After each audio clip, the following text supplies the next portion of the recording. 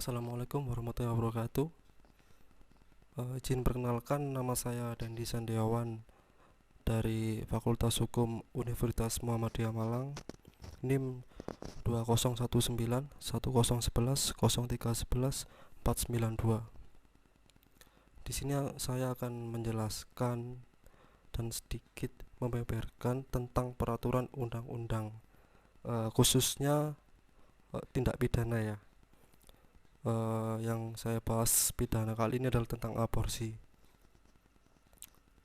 Mungkin kalian sudah paham ya kalau Indonesia ini negara hukum, dan tentang aborsi pasti banyak undang-undang yang melarang untuk aborsi ya, khususnya untuk yang disengaja.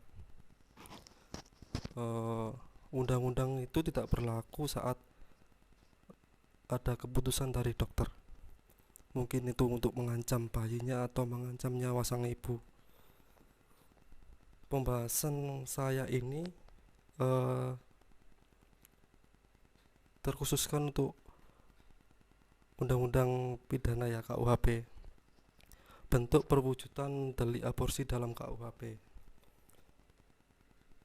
Jadi tindak pidana pengguguran dan pembunuhan sebagaimana yang diatur dalam KUHP terdiri dari 4 macam tindak pidana, yaitu yang pertama, tindak pidana pengguguran atau pembunuhan kandungan yang dilakukan sendiri yang diatur dalam pasal 364 KUHP.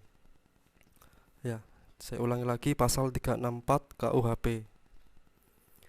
Yang kedua, tindak pidana pengguguran atau pembunuhan kandungan yang dilakukan oleh orang lain dengan tanpa persetujuan wanita itu sendiri.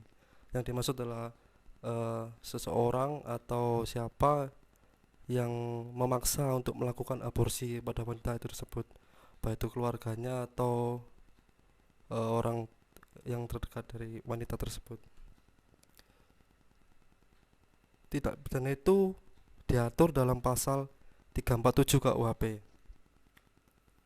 Yang ketiga, tindak pidana pengguguran dan pembunuhan kandungan yang dilakukan oleh orang lain dengan persetujuan wanita yang mengandung diatur dalam pasal 348 KUHP. Mungkin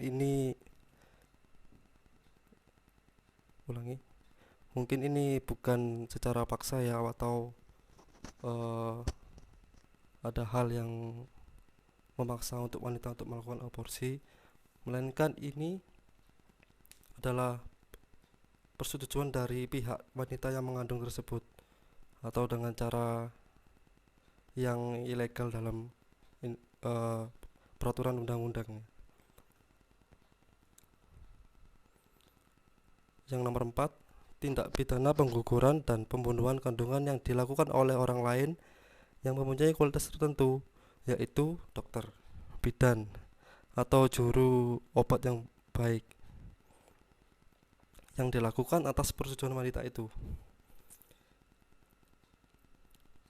Nah, itu berarti kalau saya menduga ya, itu mungkin faktor dari keselamatan sang ibu atau keselamatan sang bayi, calon bayi.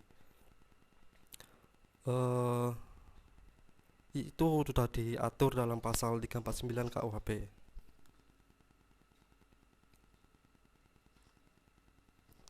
Jadi bentuk-bentuk mengenai perwujudan delik aborsi atau pengguguran kandungan atau diuraikan di bawah ini. Akan diuraikan di bawah ini maksud saya.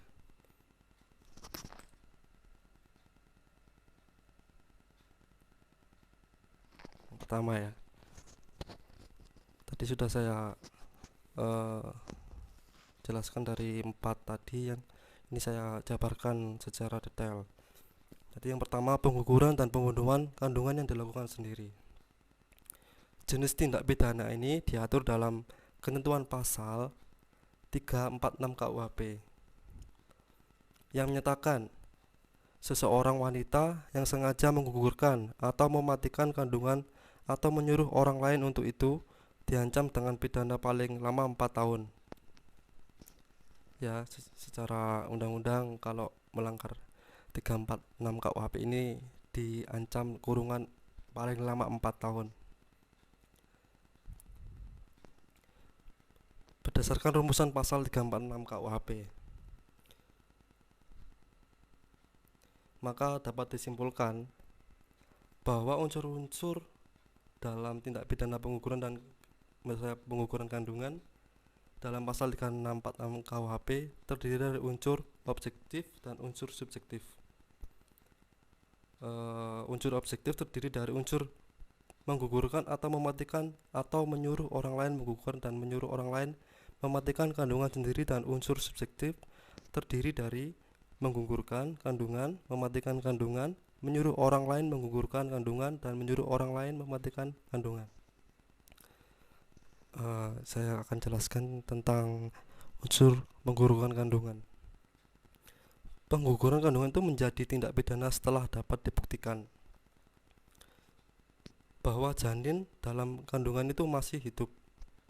Pemahaman tersebut seiring dengan jurisprudensi yang berkembang khususnya tanggal 1 November 1987 yang pada intinya mengatakan pengguguran kandungan hanya dapat dipidana apabila pada waktu perbuatan itu dilakukan kandungan masih hidup.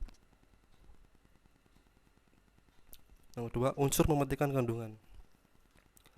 Dalam konteks ini, mematikan kandungan adalah setiap perbuatan yang mengakibat matinya janin dalam rahim seseorang perempuan. Dengan kata lain, dapat dikatakan bahwa mematikan kandungan adalah mematikan kehidupan atau janin, ya. Kehidupan ini yang dimaksud janin dalam rahim seseorang perempuan. Sebagaimana syarat untuk adanya perbuatan pengguguran kandungan yang bersifat kriminal, maka untuk adanya perbuatan mematikan kandungan yang bersifat kriminal juga harus dibuktikan bahwa janin dalam kandungan perempuan itu harus hidup. Pembuktian ini sudah barang tentu harus dilakukan oleh yang berkompeten, yaitu dokter, ya, enggak ada orang lain. Berbeda dengan perbuatan menggugurkan kandungan yang seseorang perempuan yang tidak mempersoalkan janin atau bayi setelah lahir. Jadi yang ketiga, unsur menyuruh orang lain untuk menggugurkan atau mematikan kandungan, unsur menyuruh orang lain. Istilah menyuruh dalam konteks pasal 346 KUHP mempunyai makna yang berbeda dengan menyuruh lakukan dalam konteks pasal 55 KUHP. Istilah menyuruh dalam pasal 346 KUHP mempunyai makna yang sangat luas. Maka sangat mungkin pengertiannya juga meliputi menyuruh lakukan dalam konteks pasal 55 KUHP. Dalam hal ini karena pengertian menyuruh lakukan dalam pasal 5 KUHP mempersertakan bahwa yang disuruh itu harus merupakan subjek tak bersalah atau manus ministra. Maka pengertian menyuruh dalam pasal 346 KUHP dapat identik dengan menyuruh lakukan dalam konteks pasal 55 KUHP. Dalam hal yang disuruh mematikan dan menggugurkan kandungan itu adalah sub yang tak berkehendak.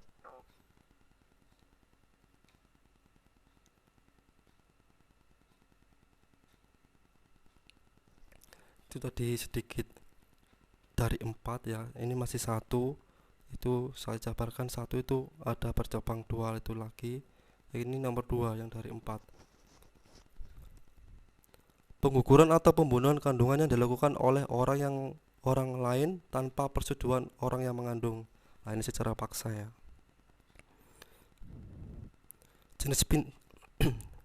Jenis tindak pidana pengguguran atau pembunuhan kandungan yang dilakukan oleh orang lain tanpa persetujuan orang yang mengandung diatur dalam ketentuan pasal 347 ayat 1 dan 2 KUHP yang menyatakan 1.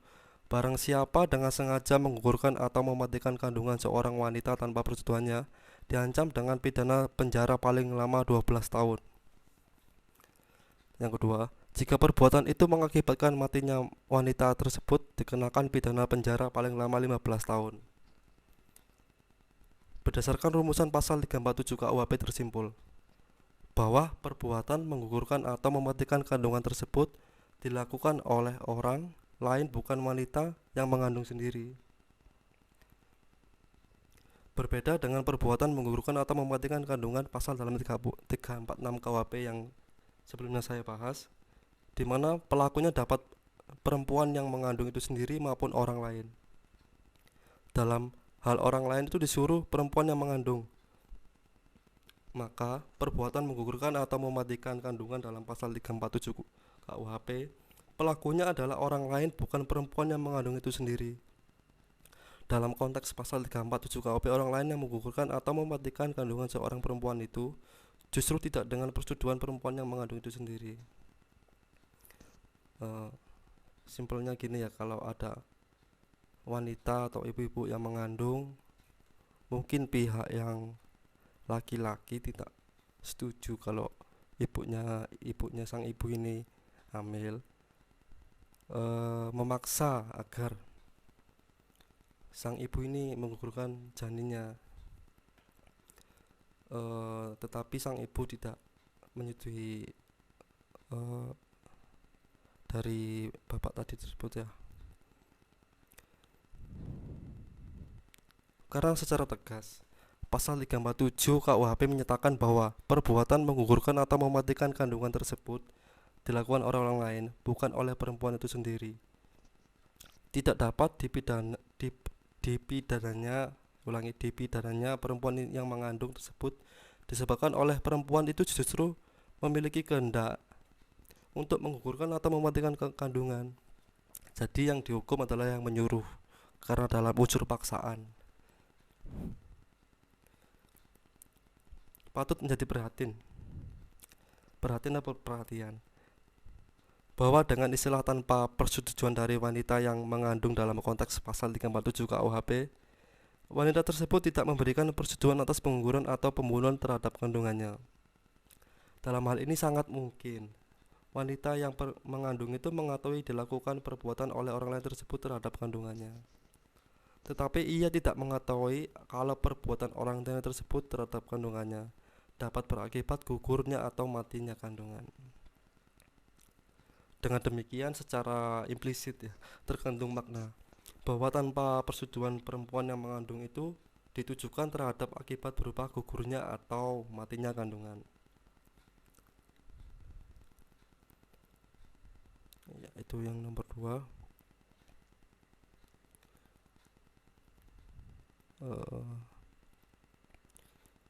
Nah ini yang terakhir. Nanti yang nomor 3 atau 4 dijelaskan oleh rekan saya yang setelah video ini saya buat.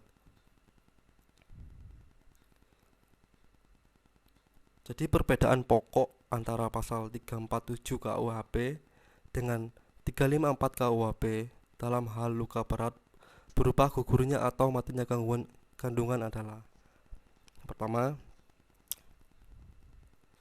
pada pasal 347 KUHP, petindak mewujudkan perbuatannya ditunjukkan pada gugurnya atau matinya kandungan.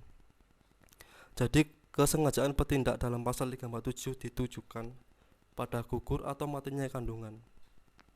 Sedangkan kesengajaan petindak dalam pasal 354 ditujukan pada melukai berat tubuh perempuan, pemilik kandungan bukan, dan pada kandungannya.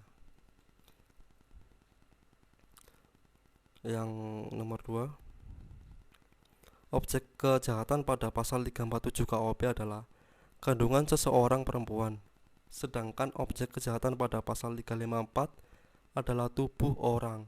Yang dimaksud adalah dalam contoh ini adalah seorang perempuan ya, dalam kandungan perempuannya itu.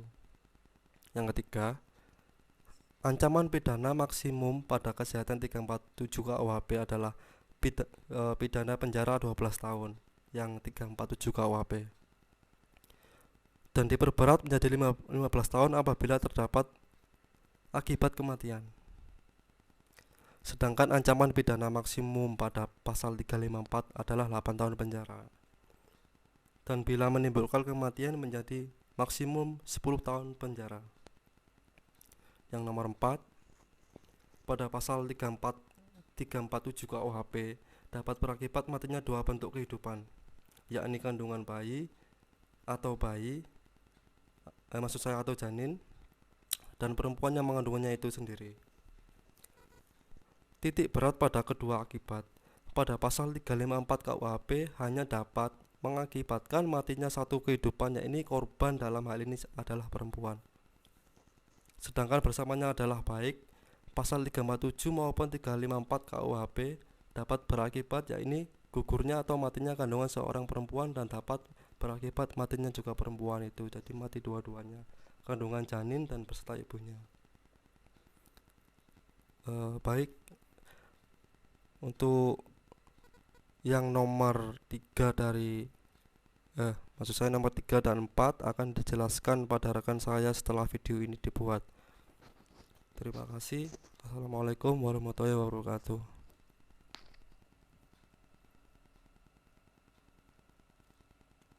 Assalamualaikum warahmatullahi wabarakatuh. Nama saya Rizky Hidayatullah, NIM 2019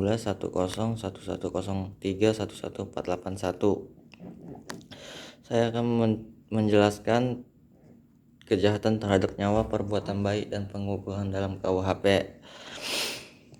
Tindak pidana penguguran atau tindak pidana penguguran dan dilakukan orang lain dengan persetujuan wanita yang mengandung diatur dalam pasal 348 KUHP.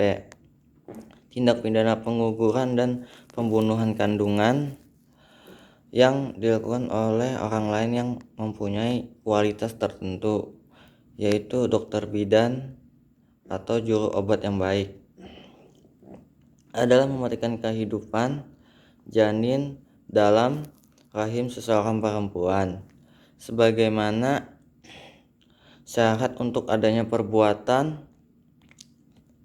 menggugurkan kandungan yang bersifat kriminal. Maka untuk adanya perbuatan mematikan kandungan yang bersifat kriminal juga harus dibuktikan bahwa janin dalam kandungan perempuan itu harus hidup. Pembuktian ini sudah bahan tertentu, harus dilakukan oleh orang yang berkompeten, yaitu dokter.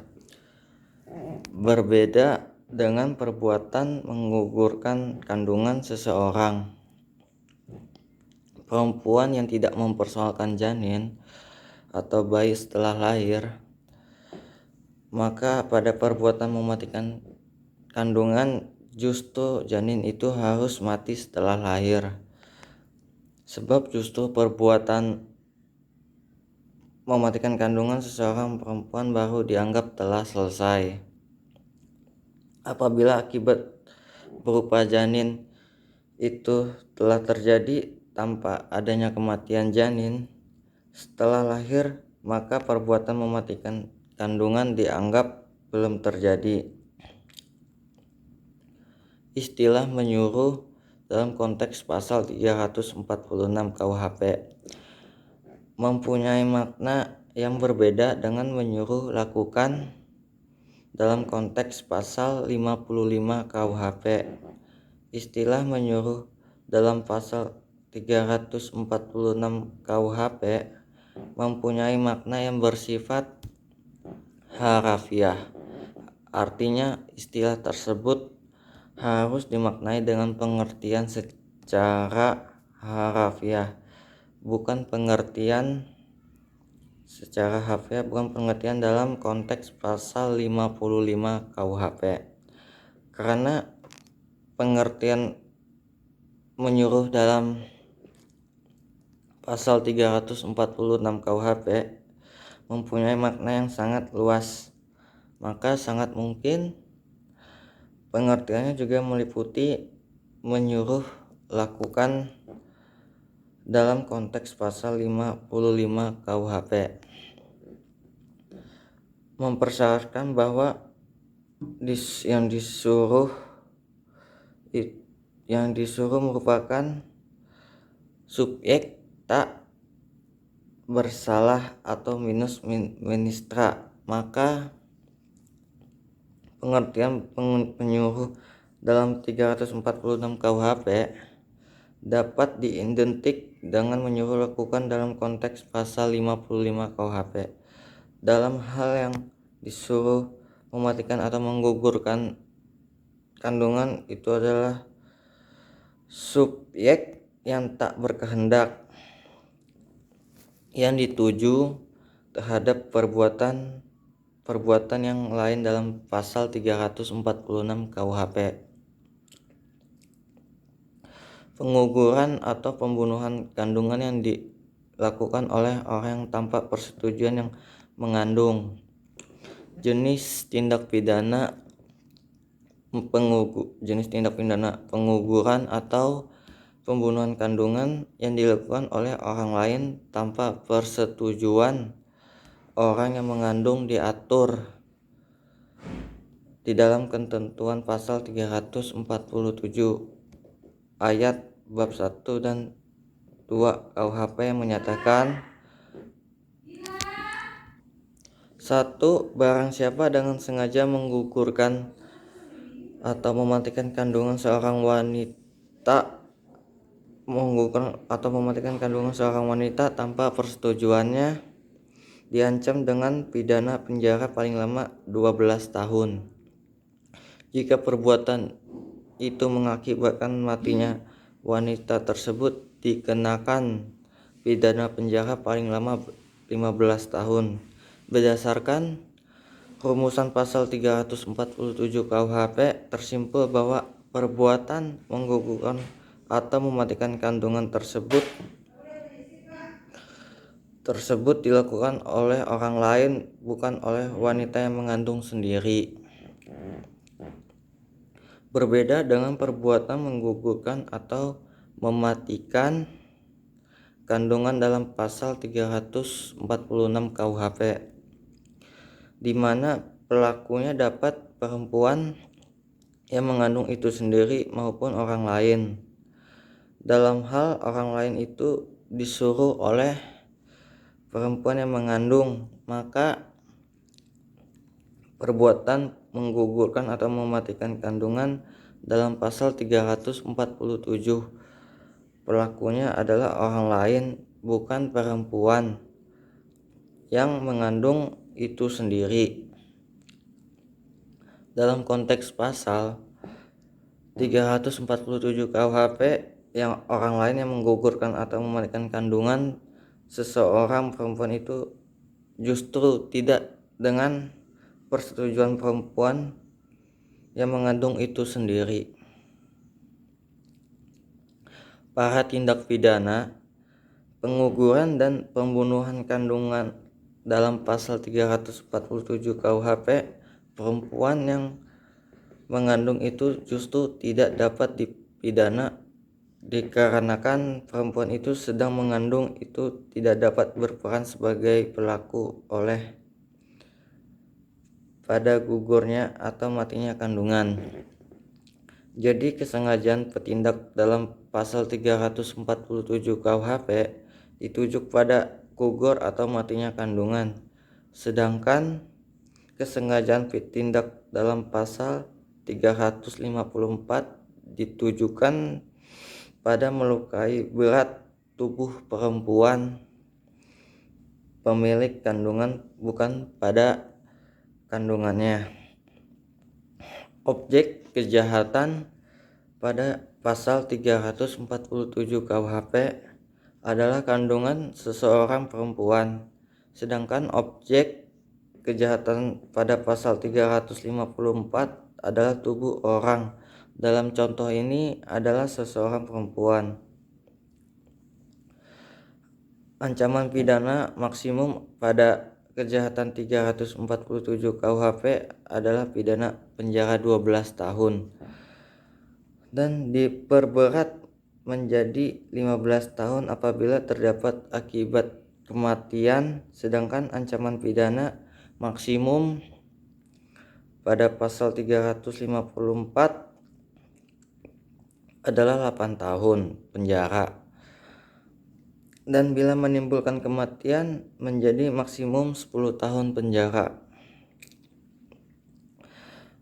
Pada pasal 347 KUHP dapat berakibat matinya dua bentuk kehidupan, yakni kandungan atau bayi atau janin dan perempuan yang mengandungnya.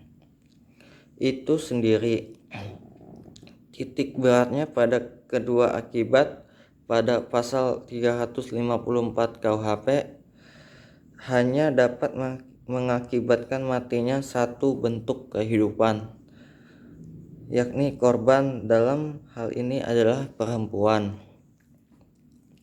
Sedangkan persamaannya adalah baik pasal 347 KUHP maupun 354 KUHP dapat berakibat sama, yakni gugurnya atau matinya kandungan seseorang perempuan, dan dapat berakibat matinya juga perempuan itu.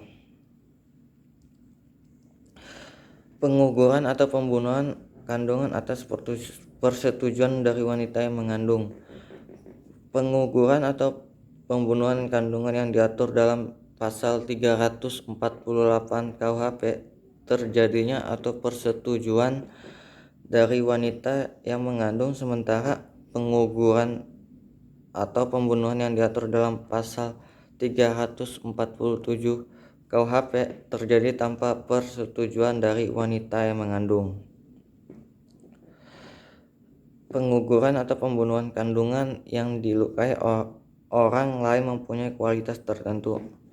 Jenis tindak pidana ini diatur dalam pasal 349 KUHP. Tindak pidana dalam pasal ini tidak dapat dilakukan oleh setiap orang, sebab pelaku dalam tindak pidana ini haruslah yang mempunyai kualitas tertentu. Dalam hal ini dokter atau bidan atau juru obat dokter, bidan, dan juru obat dokter, bidan, juru obat adalah pribadi yang melekat pada subjek hukum. Pada pasal 349 KUHP berbunyi, jika seorang dokter, bidan, atau juru obat membantu melakukan kejahatan berdasarkan pasal 346 KUHP ataupun melakukan atau membantu melakukan salah satu kejahatan yang diterangkan dalam pasal 347 dan 348 KUHP, maka pidana yang ditentukan dalam pasal itu dapat ditambah dalam sepertiga dan dapat dicabut hak untuk menjalankan pencaharian dalam mana kejahatan yang dilakukan berdasarkan ketentuan pasal 349 KUHP yang di atas. Tersimpul bahwa perbuatan yang dilarang pasal tersebut adalah perbuatan dokter, bidan, atau juru obat yang membantu melakukan kejahatan dalam pasal 346 KUHP. Perbuatan dokter, bidan, atau juru obat yang melakukan kejahatan dalam pasal 347 dan 348 KUHP. Perbuatan dokter, bidan, atau juru obat yang membantu melakukan kejahatan dalam pasal 347, 348 KUHP. Berdasarkan tiga jenis perbuatan di atas dapat disimpulkan bahwa hal tindak pidana pasal 349 KUHP dokter, bidan, atau yang melakukan dan berperan sebagai pembantu. Pengertian membantu melakukan dalam konteks pasal 349 KUHP sama melakukan dalam konteks pasal 56 KUHP. Dalam konteks tersebut, membantu melakukan mempunyai makna sebagai perbuatan yang mempermudah atau melancarkan pelaksanaan kejahatan yang bersangkutan. Udah segitu aja penjelasan tentang kejahatan terhadap nyawa dan pembunuhan baik dan penguguran 348 KUHP. Wassalamualaikum warahmatullahi wabarakatuh.